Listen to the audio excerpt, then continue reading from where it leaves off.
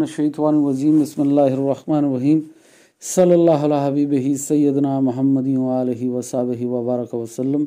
या अल्लाह अपने सिफ़त नूर और सिफ़त अलीम से मदद फरमा।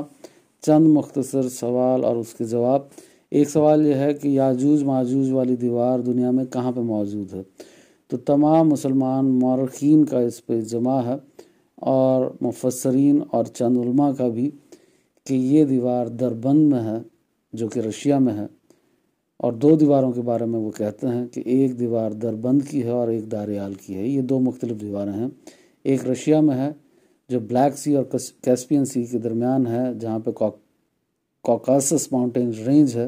वहाँ पे एक दर्रा था, एक दरवाज़ा था जिसको हज़रत ज़ुल्करनैन अलैहिस्सलाम ने उस दर्रे को बंद कर दिया, तो इसलिए इसका नाम है दरबंद। दर कहते हैं दरवाज़े को और बंद यानी जो दरवाज़ा बंद कर दिया गया। और एक दीवार है दारियाल, ये दीवार जॉर्जिया में है। तो ये दो मुख्तलिफ दीवारें हैं। बहरहाल ये दोनों ही टूट चुकी हैं। दारियाल वाली दीवार मुकम्मल टूट चुकी है और दारियाल वाली जो दीवार थी वो मुकम्मल लोहे की चादरों से बनी हुई थी और तांबे से बनी हुई थी, जैसा कुरान में जिक्र है। ये मुकम्मल टूट चुकी है और इसके कुछ असरात बाकी हैं। और जो दरबंद वाली दीवार है वो एक जानिब से मुकम्मल टूट चुकी है और एक जानिब से वो कुछ बाकी है। तो यानी एक जानिब से बाकी है, उसमें कुछ हिस्से टूट चुके हैं। अब दरबंद वाली दीवार पे कुछ लोग ये एतराज़ करते हैं कि ये दरबंद वाली दीवार तो जो है ये तो ईंटों और पत्थरों से बनी हुई है, तो कुरान वाली जो दीवार है वो तो लोहे की चादरों से और तांबे से बनी हुई है। तो इस एतराज़ का जवाब ये है कि ये 40 किलोमीटर लंबी है दीवार। कुछ ने कहा 50 मील है। बहरहाल दुरुस्त बात ये है कि ये 40 किलोमीटर लंबी दीवार है।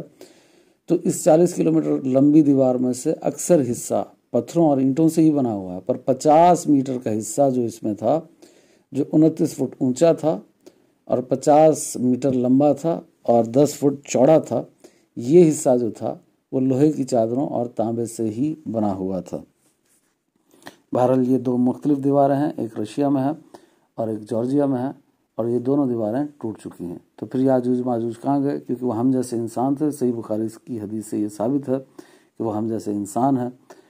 और फिर आगे वो नूह अलैहिस्सलाम के 3 बेटे थे, साम, हाम, याफिस। तो याफिस की औलाद में से थे। तो हम जैसे इंसान हैं।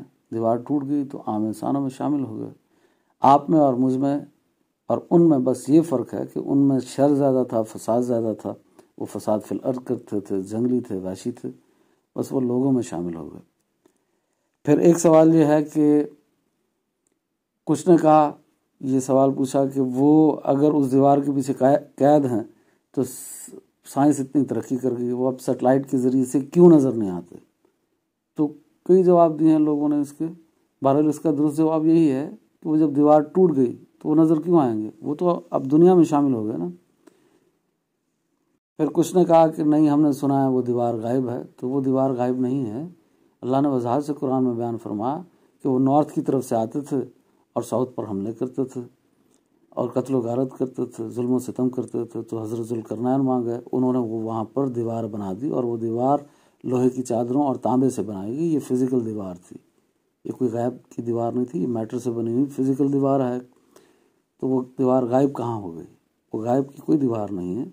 ना ये दीवार कोई स्पेस में बनाई गई है, ना किसी और प्लैनेट पर बनाई गई है, ना बरज़ख में बनाई गई है।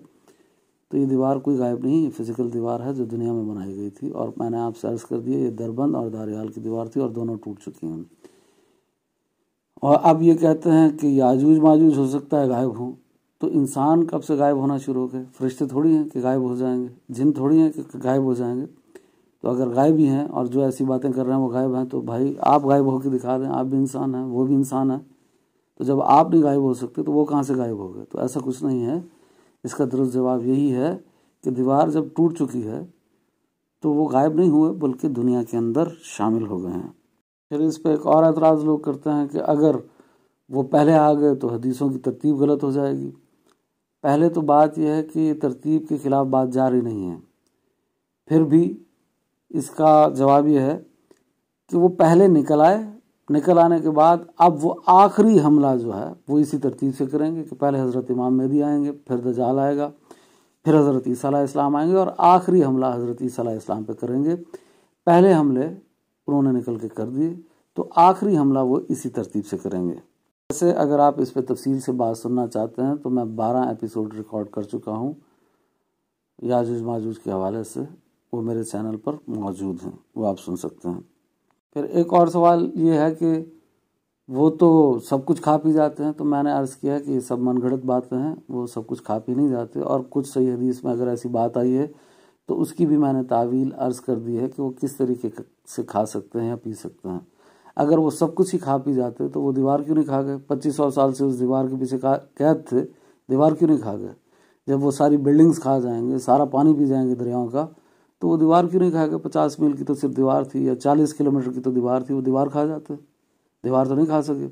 अगर वो इतने ही जंगली और वैशी कबाइल थे तो वो 29 और इतने ही ताकतवर थे तो 29 फुट के 3 रस्से नहीं बना सके, वो 10-10 फुट के 3 रस्से बना लेते, 10-10 फुट की 3 सीढ़ियाँ बना लेते। तो बात ये है कि वो सिर्फ इसलिए 2500 साल दीवार के पीछे रहे कि अल्लाह ने कुरान में फरमा दिया कि ये अल्लाह का वादा है, अल्लाह का हुक्म है, अल्लाह जब चाहेगा क़यामत के करीब उनको छोड़ देगा। तो दीवार की मजबूती ने नहीं उनको रोक रखा था, बल्कि अल्लाह के हुक्म ने रोक रखा था। और जब अल्लाह का हुक्म पूरा हो गया तो वो दीवार टूट गई। बाकी फिर भी अगर खाने पीने की बात आप लें, समझता है कि कोई नहीं, हमने माननी है कि वो हर चीज़ खा पी जाएंगे, तो जैसे चाइनीज़ हैं वो सब कुछ खा पी जाते हैं, मतलब ना हलाल की तमीज़ करते हैं ना हराम की तमीज़ करते हैं, सांप कुत्ते बिल्ले हर चीज़ खा जाते हैं। तो इस तरीके से हर चीज़ खाने की बात समझ में आ सकती है। ये नहीं कि दीवारें खा जाएंगे, बिल्डिंग्स खा जाएंगे, दरियाओं के पानी पी जाएंगे। और जिस सही हदीस में दरियाओं के पानी पीने का जिक्र आया तो मतलब वहाँ पे डैम्स बना लेंगे, अपने इस्तेमाल में ले आएंगे। जैसे पूरा सिंध कहता रहता है पंजाब को कि सिंध वाले कहते हैं कि पंजाब वाले हमारा पानी पी गए, तो पंजाब वाले उनका पानी थोड़ी पी जाते हैं दरियाओं का, बल्कि अपनी फसलों को लगा देते हैं, अपने इस्तेमाल में ले आते हैं। ये तो नहीं कि पंजाब वाले पानी पी जाते हैं। तो ये सारी बात मैं पहले तफसील से अर्ज़ कर चुका हूँ, वो आप 12 एपिसोड याजूज माजूज पे देख लें, वहाँ पे आपको इनका जवाब अल्लाह की अता से इंशाअल्लाह कुरान और हदीस की रोशनी में मिल जाएगा। एक सवाल ये है कि कुन किसे कहते हैं? तो कुन कहते हैं अल्लाह के इरादे को। जब अल्लाह किसी चीज़ का इरादा फरमाता है तो इसको कहते हैं कुन। जैसे कुरान में और हदीस में ये बात मिलती है कि अल्लाह जिस चीज़ का इरादा फरमाता है वो फ़ौरन हो जाती है। अगर वो इरादा फरमाए एक लम्हे का तो वो एक लम्हे में हो जाती है, एक लम्हे से पहले का फरमाया तो वो एक लम्हे से पहले हो जाती है। और जैसे कुरान में है कि अल्लाह ने इरादा फरमाया तो ज़मीन और आसमान को उसने 6 दिन में पैदा फरमाया। तो ज़रूरी नहीं है कि हर बार कुन एक लम्हे में ही पूरी हो जाए, वो जितना इरादा फरमाएगा उतनी देर से वो कुन पूरी होगी। अगर उसने एक लम्हे का इरादा फरमाया तो वो एक लम्हे में पूरी हो जाएगी, और अगर उसने कुन फरमाया और उसका इरादा ये था कि ये कुन 6 दिन में पूरी हो तो वो 6 दिन में पूरी होगी, क्योंकि कुन का मतलब होता है अल्लाह का इरादा करना, और उसने इरादा कितना किया ये उसकी मर्जी है। जैसे उसने इरादा किया कि माँ के पेट से बच्चा 9 महीने बाद बाहर आए, तो ये भी एक कुन है। ऐसे उसने इरादा किया कि कोई शख्स 60 साल में फौत हो, तो ये भी एक कुन है। तो ये सारी मिसालें कुन की ही हैं।